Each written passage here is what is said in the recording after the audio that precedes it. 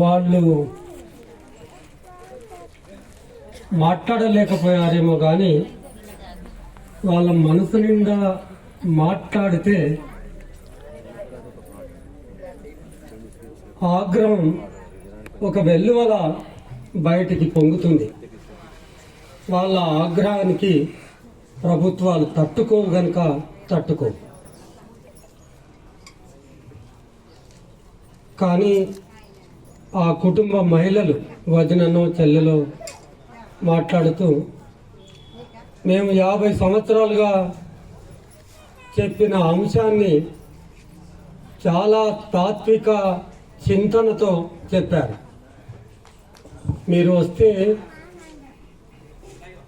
మల్లన్న ఎదురుగ్గా వచ్చి చూడాల్సింది. దొంగ దెబ్బ కొట్టారు. దొంగ దెబ్బ కొట్టడం వల్ల మాత్రమే మీరు సక్సెస్ కాగలిగారు. 50 సంవత్సరాలుగా పౌర హక్కుల సంఘం కూడా చెబుతున్నది అదే. ఈ ఎన్కౌంటర్ల పేరు మీద ఏదైతే మారణ హోమాన్ని కొనసాగిస్తున్నారో అది బూటకం.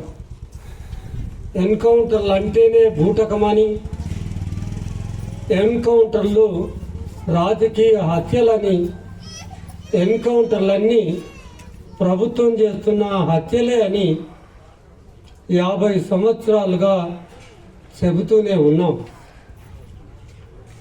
పౌర హక్కుల సంఘం ఇన్ని సంవత్సరాలుగా ఘోషిస్తున్నా కానీ ఆ ఎన్కౌంటర్ల పర్వం అప్రతిహతంగా కొనసాగుతుందంటే ఈ సంఘం యొక్క బలం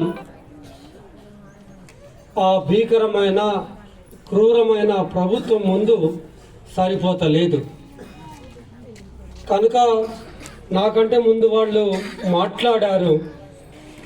మొత్తం సమాజం, కుటుంబము, గ్రామము ఒకటే కాదు, మొత్తం సమాజం అంతా తిరుగుబాటు చేస్తే తప్ప, సమాజంలోంచి ఆ ప్రతిఘటన వస్తే తప్ప ఈ ఎన్కౌంటర్లు ఆగవని మనకు చరిత్ర రుజువు చేసిన సత్యం ఇది.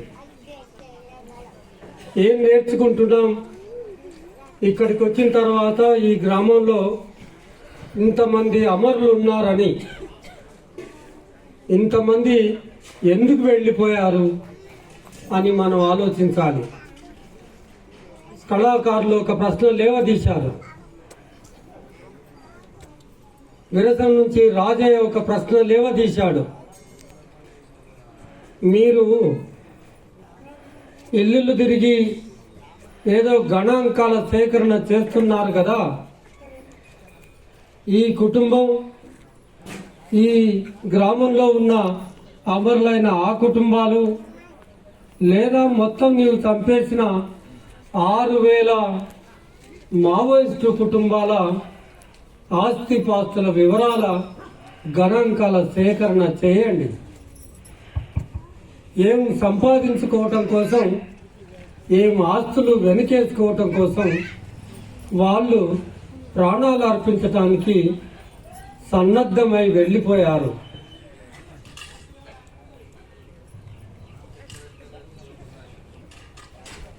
ఒక ఎమ్మెల్యే, మన కళ్ళ ముందల గెలిచిన ఎమ్మెల్యే, ఆయన ఆస్తులు, ఎమ్మెల్యే కాకముందు ఆయన ఆస్తులు ఎంతుండే, ఎమ్మెల్యే అయిన తర్వాత, ఒక ఎంపీ అయిన తర్వాత ఆయన ఆస్తులు ఎంతున్నాయి ఒక్కసారి లెక్క తీసుకొని పోల్చి చూసుకోండి.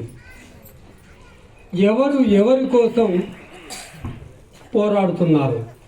ఆ ఎమ్మెల్యేలు, ఎంపీలు వాళ్ళు పెట్టిన ఖర్చు ఎన్నో రెట్లు అధికంగా వెనకేసుకోవడం కోసం, పోగు చేసుకోవటం కోసం మాత్రమే ఆ 5 సంవత్సరాల ప్రయత్నాలను కొనసాగిస్తున్నారు.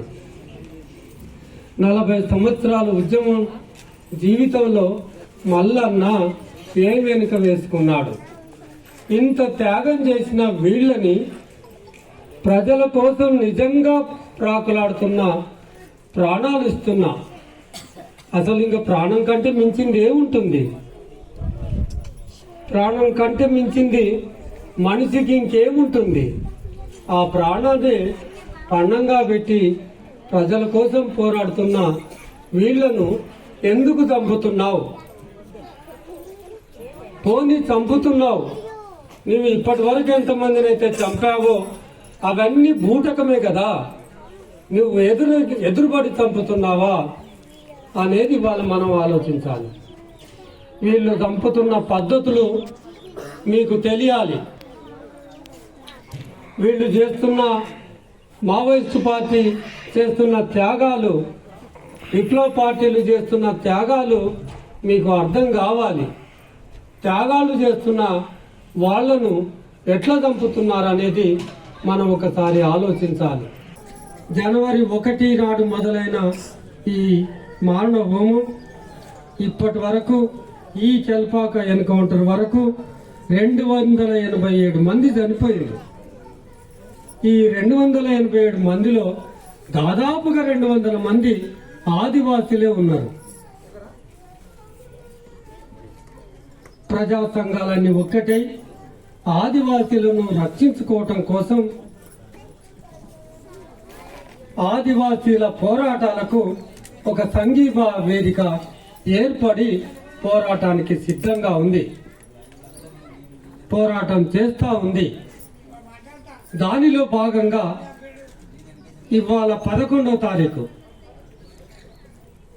ఇవాళ 10, 11వ తారీఖు ఢిల్లీలో ఈ విషయాలన్నీ వివరించాలని 2 రోజుల సదస్సు ప్లాన్ చేశాం. కానీ అక్కడ ఉన్నది బీజేపీ ప్రభుత్వం. ఆమ్ ఆద్మీ పార్టీ ఉన్నా కానీ పోలీసు వ్యవస్థ అంతా బీజేపీ చేతిలో ఉంటుంది కనుక ఇవాళ సదస్సు అక్కడ నిర్వహించకుండా చేసింది. సభలు పెట్టనిస్తలేదు, సదస్సులు నిర్వహిస్తలేదు. ప్రజల హక్కుల గురించి, ప్రజల సమస్యల గురించి మాట్లాడుతున్న మేధావులందరినీ అర్బన్ నక్సలైట్లని ముద్ర వేస్తుంది. ఒకవైపు తుపాకీ పట్టుకొని ప్రజల సమస్యలు, ప్రజలను విముక్తులు చేయాలని తుపాకులు పట్టుకొని పోరాటం చేసే వాళ్లను నేరుగా ఆ రకంగా దొంగ దెబ్బ కొట్టి కాల్చి చంపితే, ఇక్కడ బయట ఉన్న మేధావులు, ప్రజా మేధావులు మిగిలే వాళ్ళే తక్కువ. ప్రజల పక్షాన నిలబడి ప్రజల సమస్యల మీద పోరాటం చేస్తున్న వాళ్ళే తక్కువైపోయినారు.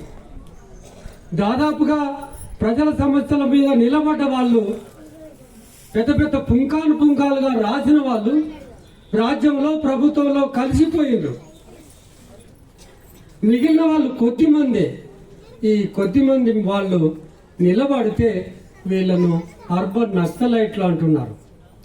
మొత్తంగా సమాజాన్ని, పేద ప్రజలను ఒంటరి చేస్తున్నారు. పార్టీ కార్యకర్తలను ఆ రకంగా కాల్చి చంపుతూ, మేధావులను ఈ రకంగా అర్బన్ నక్సలైట్లు అని కేసులు పెట్టి జైలుకు పంపించి ప్రజలను అనాథులను చేస్తున్న ఈ ప్రభుత్వాలు ప్రజలను ఒంటరి చేస్తున్నాయి. జాగ్రత్త, ఒంటరి అయిన తర్వాత ఆడుకుంటాయి.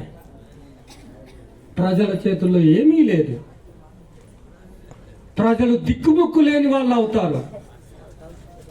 ప్రజా సమూహాలన్నీ దిక్కుముక్కు అయిన తర్వాత వాళ్ళ ఇష్టం వచ్చిన ఆట, వాళ్ళ ఇష్టం వచ్చిన రీతిలో నడిపిస్తూ ఉంటారు. మతాన్ని తీసుకొచ్చి మతాన్ని మన మీద రుద్దే ప్రయత్నం చేస్తున్నారు. ఇవాళ ఆకలి గురించి మాట్లాడుకోవటం కాదు. నా రాముడు, నా మతం, దానికి ప్రమాదం జరగకూడదు. ఇవాళ నరేంద్ర మోడీని మిగిలిన మనమైనా ఒక ప్రశ్న అడుగుతున్నాం. 2026 మార్చి వరకు చివరి నక్సలైట్లను చంపేస్తానని ఆర్మీతో, సైన్యంతో మాట్లాడిండు. చివరి నక్సలైట్లను చంపటం కాదు. ఎందుకని నీకు అంత అవసరం ఏమొచ్చిందని? చివరి నక్సలైట్లను చంపటం కాదు. పాలకులారా గుర్తుపెట్టుకోండి, సమాజంలో ఉన్న చివరి వ్యక్తిని అభివృద్ధి పరచండి.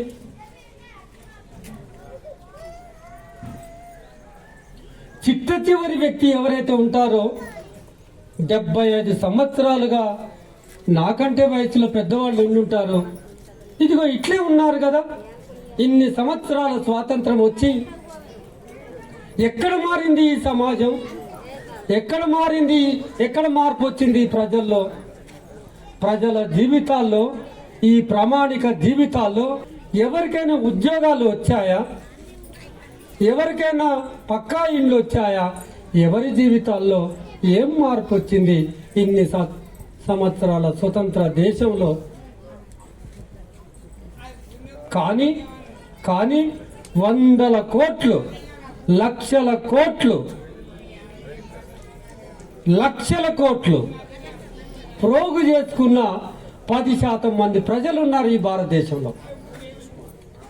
ఈ భారతదేశంలో ఈ రకంగా పేదరికంలో కొట్టుమిట్టాడుతున్న కోట్లాది జనం ఒకవైపు ఉంటే, మొత్తం ప్రపంచ వ్యాపిత 10 మంది, టాప్ 10 మందిలో భారతదేశ బిలియనీర్లు, కోటీశ్వర్లు ఉన్నారు. ఒక్క అంబానీ బొంబాయిలో ఇల్లుకు కట్టే కరెంటు ట్యాక్స్ ₹1 కోటి నెలకు. ఖాళీ కరెంటు ట్యాక్సే ₹1 కోటి.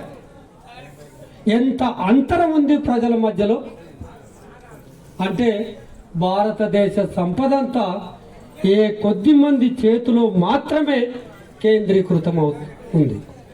ఈ భారతదేశంలో 10% ప్రజలు మాత్రమే విలాసవంతమైన జీవితాన్ని గడుపుతున్నారు.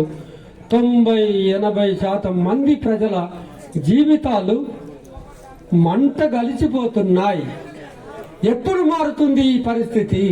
ఇంకా మారే అవకాశం మనకెక్కడన్నా దగ్గరగా కనబడుతుందా, లేదా సుదూరంగానన్నా మనకు కనబడుతుందా? ఈ ఆలోచన చేసిన వాళ్లే కదా మల్లన్న లాంటి వాళ్ళు, దేవేందర్ రెడ్డి లాంటి వాళ్ళు ఈ ఆలోచన చేశారు. ఈ సమాజం మారాలని, ఈ ప్రజలు జీవితాలు మెరుగుపడాలని తమ జీవితాలను పణంగా పెట్టి వెళ్ళిపోయారు. ఇప్పటికైనా మనం ఈ జిల్లాలో కానీ దేశవ్యాప్తంగా చూస్తున్నాం. ఎందుకు యుద్ధం చేస్తున్నారు? మరి ఎందుకు ఈ రకంగా చంపేస్తున్నారు?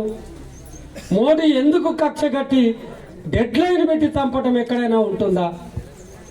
ఒక కేంద్ర మంత్రి స్థానంలో ఉండి, ఒక ప్రధానమంత్రి స్థానంలో ఉండి చంపేయండి, నరికేయండి, అంతం చూడండి, మట్టు పెట్టండి. ఏంది పరిభాష? ఏం నేర్పుతున్నారు ప్రజలకు? మీరు ఏమైనా ఆదర్శవంతమైన పరిపాలన అందిస్తున్నారా? ఎందుకు వేటాడి చంపుతున్నారు? ఎప్పుడైనా మనం ఆలోచించామా? ఎందుకు చంపుతున్నారు అంటే, దండకారణ్యంలో అత్యంత విలువైన సహజ సంపద ఆ భూమి కడుపులో ఉంది.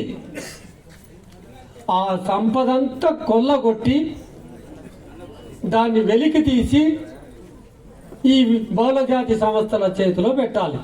ఇందుకోసం ప్రభుత్వాలు ఏర్పడి ఉన్నాయి. దేనికోసం?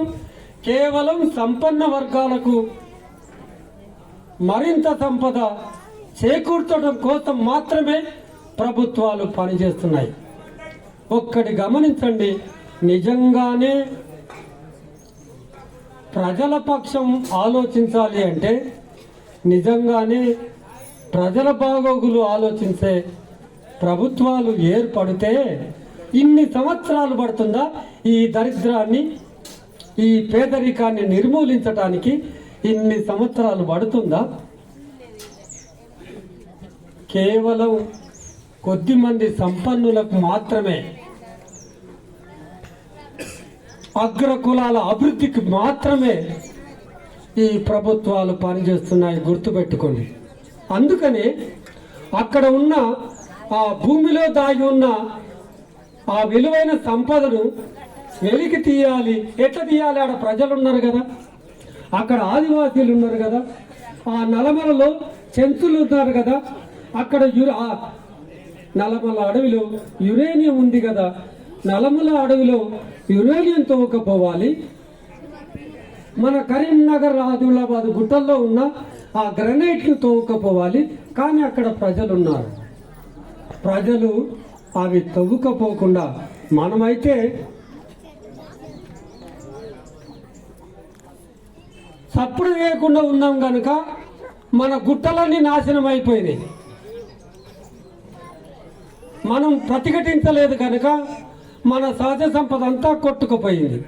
కానీ ఆ జార్ఖండ్లో, దండకారణ్యంలో, ఛత్తీస్గఢ్లో ఉన్న ఆదివాసీలు వాటిని పోకుండా నిలువరించి పోరాటం చేస్తున్న మనుషులను ప్రేమించలేని వాడు. నువ్వెంతటోడు రానివాడు ఎవడు? సాధారణ మనుషులు కాదు, సంపద ప్రోగు చేసుకున్నవాడు. ఆ సంపదతో పాటుగా క్రూరత్వం కూడా వస్తుంది. మొత్తంగా పెట్టుబడికి ఒక క్రూరత్వం అనే లక్షణం ఉంటుంది. మొత్తంగా సంపదకు ఒక క్రూరత్వం అనే లక్షణం ఒక ఉంటుంది. అది పెట్టుబడితో పాటు క్రూరత్వం, పెట్టుబడి సామ్రాజ్యవాదం మారితే మరింత క్రూరత్వం. ఆ క్రూరత్వం ప్రజలలో కొంతమందిని క్రూరులుగా తయారు చేస్తూ ఉంటుంది. కనుకనే అది ఏ ఊరు? చెల్పాక గ్రామంలో విషం పెట్టి చంపేంత క్రూరులుగా తయారు చేసుకున్నారు. అన్నం పెట్టినట్టే పెట్టి అన్నంలో విషం పెట్టారు. స్పృహ కోల్పోయిన తర్వాత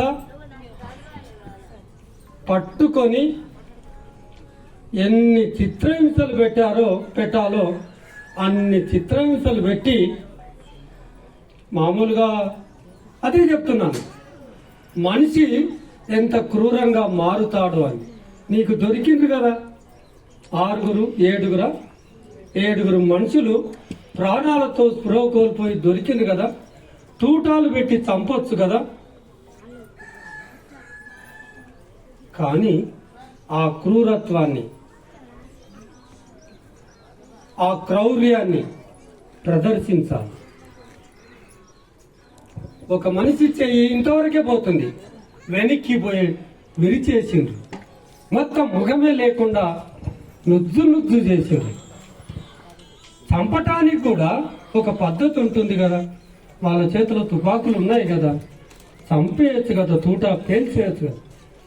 మనం కోరుకుంటున్నది ఆ చంపుల్లో కూడా ఒక మానవత్వాన్ని ప్రదర్శిస్తే ఎంత బాగుండేది. ఒక తూటాతో అల్లన్నతో పాటు 6 చంపేస్తే తూటాలు పేల్చితే సరిపోయేది. ఇక చివరిది మనం కోరుకుంటున్నాం. అట్లా కాకుండా అత్యంత దారుణంగా వాళ్ళని హింసించి టార్చర్ పెట్టి చంపేయటం అనే ఈ క్యారెక్టర్ ఎవరికి ఉంటుంది అంటే పెట్టుబడికి, సామ్రాజ్యవాదానికి ఉంటుంది. పోలీసులు గమనించాల్సింది ఏంటి అంటే, మీరు డ్యూటీ చేయండి కానీ పాలకులకు అమ్ముడబోకండి. మీరు డ్యూటీలు చేయండి కానీ పాలకులు విసిరే ఆ భ్రమలకు లొంగిపోకండి. తెలంగాణ రాష్ట్రం ఏర్పడిన తర్వాత తెలంగాణ రాష్ట్రంలో టీఆర్ఎస్ పరిపాలన వచ్చిన తర్వాత నక్సలైట్ల ఏజెండా అన్నందుకు ఆయనను కూర్చోబెడితే, ఆయన అంత క్రూరంగా ప్రవర్తిస్తే ఆ సందులో రేవంత్ రెడ్డి దొరబడి నేను పౌర హక్కులను నిలబెడతా, పౌర ప్రజాస్వామిక హక్కులకు నేను గ్యారంటీ ఉంటా, ప్రజాపాలన అందిస్తా, ఇది నా 7వ గ్యారంటీ అని చెప్పి అధికారంలోకి వచ్చిన రేవంత్ రెడ్డి ఇవాళ 14 మందిని పట్టణ పెట్టుకున్నాడు.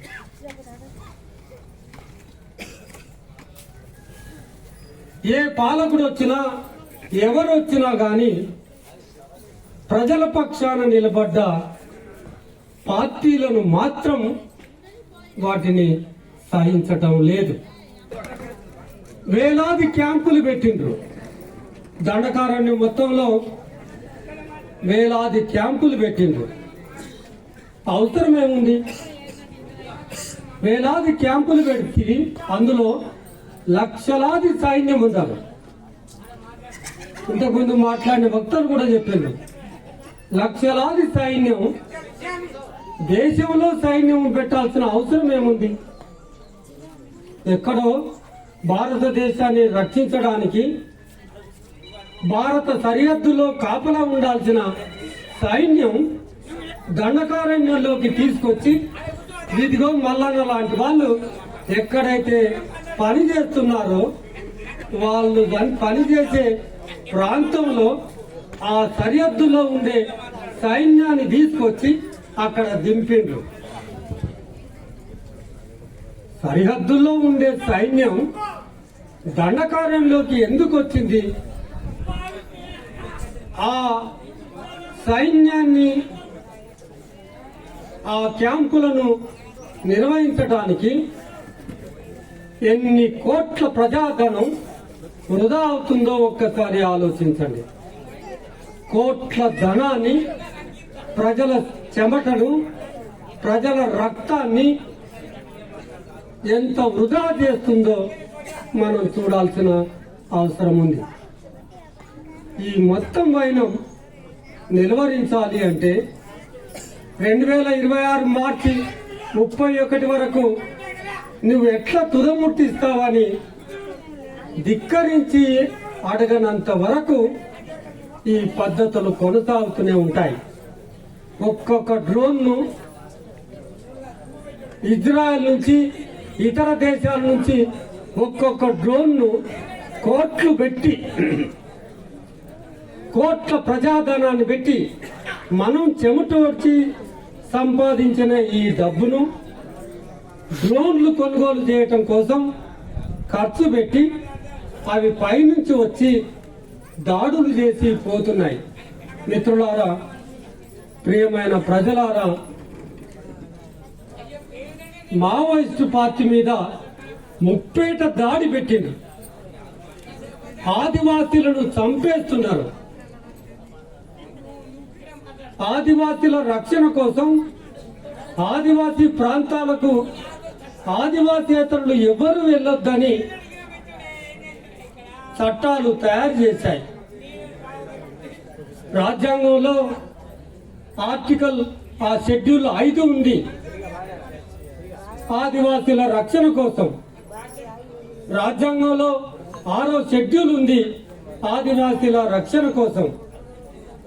పెసా చట్టం ఉంది, అడవి హక్కుల చట్టం ఉంది, 170 చట్టం ఉంది. ఆదివాసులను రక్షించుకోవడం కోసం కావలసిన చట్టాలన్నీ ఉన్నాయి. ఈ చట్టాలన్నీ తృణీకరించి, ఈ చట్టాలని కాలదన్ని వాళ్ళ ప్రాంతంలో, ఆ అడవిలో వేలాది క్యాంపులు ఎట్లా వెలుస్తాయి అని మనం ఆలోచించాలి. వాళ్ళు ఉద్యమకారులకు, నక్సలైట్లకు రాజ్యాంగం మీద, ఈ వ్యవస్థ మీద నమ్మకం ఉండదు అంటారు. ఏ రాజ్యాంగాన్ని అయితే ఎవరైతే తీసుకొచ్చారో వాళ్ళే ఆ రాజ్యాంగాన్ని అమలు పరచకపోతే, ఏ చట్టాలైతే ఆదివాసీల రక్షణ కోసం ఏ చట్టాలనైతే తీసుకొచ్చారో ఆ చట్టాలను వాళ్లే గౌరవించకపోతే పౌర సమాజం చూసుకుంటూ చేతులు ముడుచుకొని ఉండాల్సిందేనా? మళ్ళీ రేపు ఎలక్షన్లు వస్తే మళ్ళీ వాళ్ళకు ఓట్లు వేయటం మన విధి.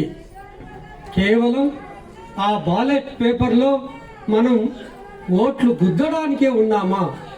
ఈ ప్రభుత్వాలను, ఈ క్రూరమైన ప్రభుత్వాలను గద్దె దింపాల్సిన బాధ్యత మనందరిపైన ఉంది అనేది గుర్తుపెట్టుకోవాలి. మన తెలంగాణ సరిహద్దుల్లో గ్రామంలో తన ఇన్ఫార్మర్ వ్యవస్థను, పోలీసులకు సమాచారం ఇచ్చే వ్యవస్థను ఏర్పాటు చేసుకుంటున్నాడు. అడుగు పెడితే చాలు వచ్చిండ్రు అని ఇవాళ సెల్ ఫోన్లు వచ్చినాయి. మావోయిస్టులు గ్రామానికి వచ్చిండ్రు అని చెప్పి సమాచారం పోలీసులకు ఇస్తున్నారు. పోలీసులను తీసుకొస్తున్నారు. పోలీసులను తీసుకొచ్చి చంపేస్తున్నారు. ఎక్కడైతే దళాలు మకాం వేస్తాయో అడవిలో ఆ సమాచారం ఉన్న గ్రామస్తులను ఇన్ఫార్మర్గా ఏర్పాటు చేసుకొని వాళ్ళు ఎక్కడైతే టెంట్ వేసుకొని కూర్చున్నారో ఈ విషయాలన్నీ మీకు అర్థం కావాలి. మన పిల్లల్ని మనం నియంత్రించుకోవాలి. వాళ్ళు ఎక్కడైతే టెంట్ వేసుకొని కూర్చుంటారో అక్కడికి పోలీసులను బలగాలను తీసుకెళ్ళి అదిగో అక్కడ పెద్ద నాయకత్వం, అధినాయకత్వం ఆ మూలన కూర్చున్నది. చిన్న చిన్న వాళ్ళు ఇక్కడ వీళ్ళు ఉన్నారు, అక్కడ వాళ్ళు ఉన్నారు, అక్కడ వాళ్ళు ఉన్నారు అని ఏలు పెట్టి చూయించి బలగాలకు కాల్పులు జరిపేటట్టుగా చేసి చంపేస్తున్నారు. ఇది ఒక పద్ధతి అయితే, పార్టీలోనే మూడో పద్ధతి ఏం చేస్తున్నారు? కోవర్టు వ్యవస్థను తయారు చేసుకుంటున్నారు. పార్టీలోనే కోవర్టులను తయారు చేసుకుంటున్నారు. పార్టీలోనే పార్టీకి వ్యతిరేకులను తయారు చేస్తున్నారు. అక్కడ ఉన్న వాళ్ళే ఆ సమాచారాన్ని అంతా డేరా ఎక్కడ ఉంది, పెద్ద నాయకులు ఎక్కడ కూర్చున్నారు, ఈ సమాచారాన్ని అంతా సెల్ ఫోన్ల ద్వారా అందించి డ్రోన్ల ద్వారా దాడి చేయిస్తున్నారు. నడిచి వెళ్ళి ఆ యుద్ధం చేసే చేత కాకపోతే కోట్ల ధనం పెట్టి ఆ డ్రోన్ల ద్వారా దాడులు చేసే పద్ధతులు అనుసరిస్తున్నారు. అంటే ఒకవైపు కోవర్ట్ వ్యవస్థలు, ఒకవైపు ఇన్ఫార్మర్ వ్యవస్థలు ఏర్పాటు చేసుకొని గ్రామాలను తమ సొంతంగా నియంత్రణలోకి తీసుకొచ్చి చంపేయడానికి సంసిద్ధమైతే, మరొక మార్గం ఏంటంటే ఇదిగో మళ్ళా నన్ను చంపేశారు కదా, విషం పెట్టి చంపేస్తున్నారు. ఎంత క్రూరత్వం! ఒక మనిషి ఇట్లా ముళ్ళు గుచ్చితే అబ్బా అంటాం, అయ్యో ముళ్ళు గుచ్చిందా అని పరిగెడతాం, బాధ కలిగిందా అని ఆ బాధను పంచుకుంటాం. ఒక మనిషిని సామ్రాజ్యవాదం, ఈ పెట్టుబడిదారు విధానం, ఇప్పుడు వస్తున్న పాలకులు, అసలు ఈ పాలకులే క్రూరులు కదా, పెట్టుబడి క్రూరత్వం కదా. సంపన్న వర్గాలే పాలకులు కదా. ఎవరి దగ్గర అయితే డబ్బులు ఉంటాయో, ఎవరి దగ్గర అయితే సంపద ఉంటుందో, సంపదతో పాటు క్రూరత్వం కూడా వస్తుంటుంది కదా. సంపద వచ్చిన తర్వాత వాడు ఇంకెవరిని ఖాతరు చేయడు, ఎవరిని కేర్ చేయడు.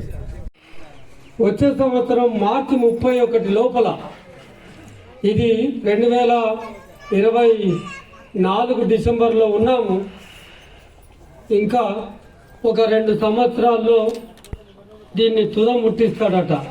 2026 మార్చి 31 వరకు తుద ముట్టిస్తాడట. మావోయిస్టు పార్టీ అనేది లేకుండానే చేస్తాడట.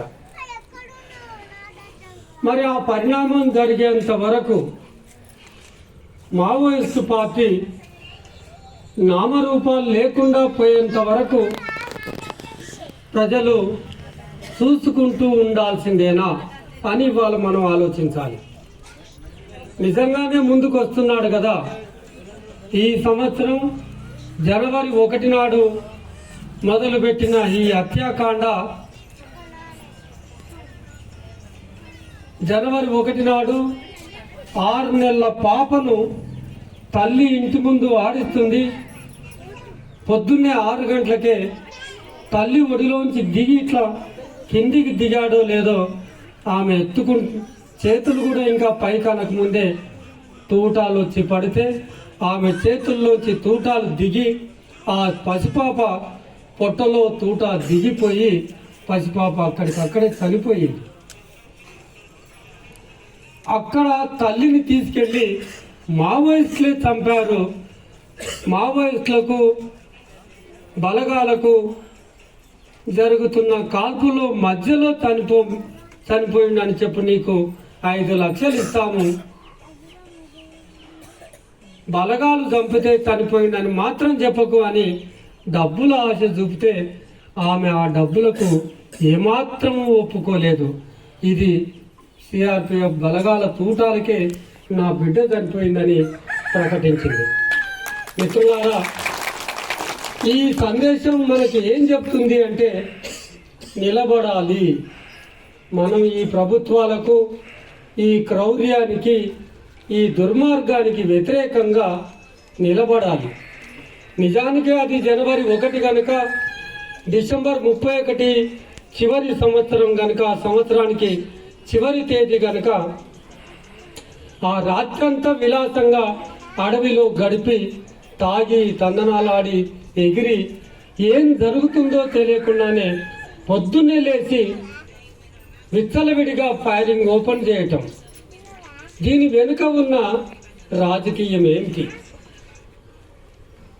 ఆ మొత్తం అధికారాన్ని మొత్తం అత్యాధునికమైన ఆయుధాలు ఇచ్చి, అసలు ఆయుధాలు ఇవ్వటానికి కూడా ఎవరి చేతిలో ఆయుధాలు పెడుతున్నారంటే లంపెన్ గ్రూపుకు. గ్రామాల్లో ఇష్టారీతిగా నడుచుకునే వ్యక్తులు కొంతమంది అన్ని గ్రామాల్లో ఉంటారు. మహిళల ఏడల దురుసుగా ప్రవర్తించే వాళ్ళు ఉంటారు. ఎవరి మాట, తల్లిదండ్రి మాట వినని వాళ్ళు ఉంటారు. ఈ రకమైన యువకులు ఆ ఛత్తీస్గఢ్, జార్ఖండ్ అడవిలో ఉన్న ఆదివాసీ కుటుంబాల్లో కూడా ఉంటారు. వాళ్ళను సేకరించి వాళ్ళ మీద శిక్షలు కూడా వేసిన గ్రామస్తులందరూ కలిసి శిక్షలు కూడా వేశారు. గ్రామమంతా తిరస్కరించిన మా గ్రామానికి చెడ్డ పేరు తెస్తున్నాడు వీడు అని ఈసడించబడిన ఆ యువకులను సేకరించి వాళ్ళకు ఒక మంచి పేరు పెట్టి డిస్ట్రిక్ట్ రిజర్వ్ గార్డ్స్ అని పేరు పెట్టి వాళ్ళకు పోలీసు ఆ ఆకుపచ్చ డ్రెస్ ఉంటుంది కదా, ఒక్కసారి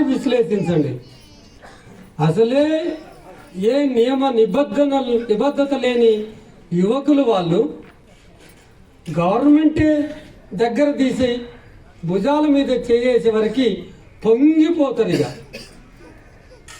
పోలీసు డ్రెస్ వేస్తారు, ఇంకా మరింత పొంగిపోతారు ఆ యువకులు.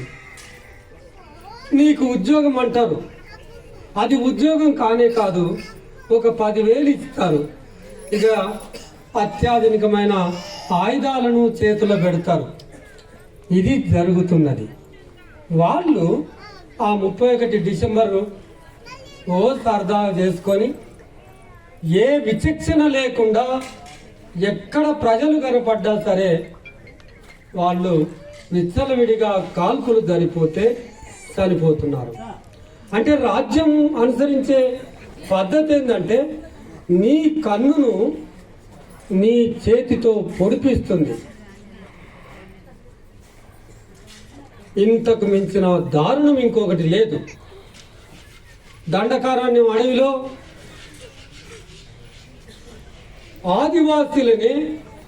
ఆదివాసీల చేత చంపేస్తుంది. ఇది ఒక పద్ధతి. రెండో పద్ధతి అంటే దొంగదారి పద్ధతుల్లో రెండో పద్ధతి ఏమనుసరిస్తుంది?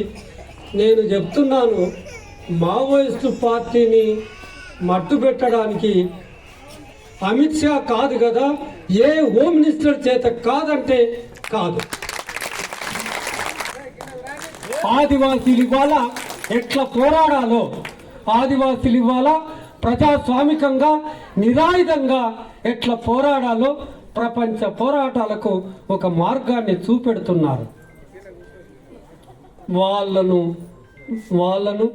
వాళ్ళ వెంబడున్న మావోయిస్టులను చంపేయాలి, వీళ్ళను కూడా చంపేయాలి, భయపెట్టాలి, అడవిని ఖాళీ చేయించాలి. ఖాళీ చేయించిన తర్వాత ఆ సంపదంతా కొట్టుకుపోవాలనే ప్రణాళిక అమలు చేసే ప్రయత్నం జరుగుతుంది. దీన్ని నిలువరించడానికి మనమందరం చైతన్యవంతంగా ఆలోచించి మనం చేయగలిగేది, మనం శక్తి కొలకేది ఎంత చేస్తామో అంత చేయాలి. కనీసంగా మన భావజాలం అన్న మార్చుకోవాలి అని చెబుతూ ఈ అవకాశం ఇచ్చిన ఆర్గనైజర్స్కు ధన్యవాదాలు. ఇప్పుడు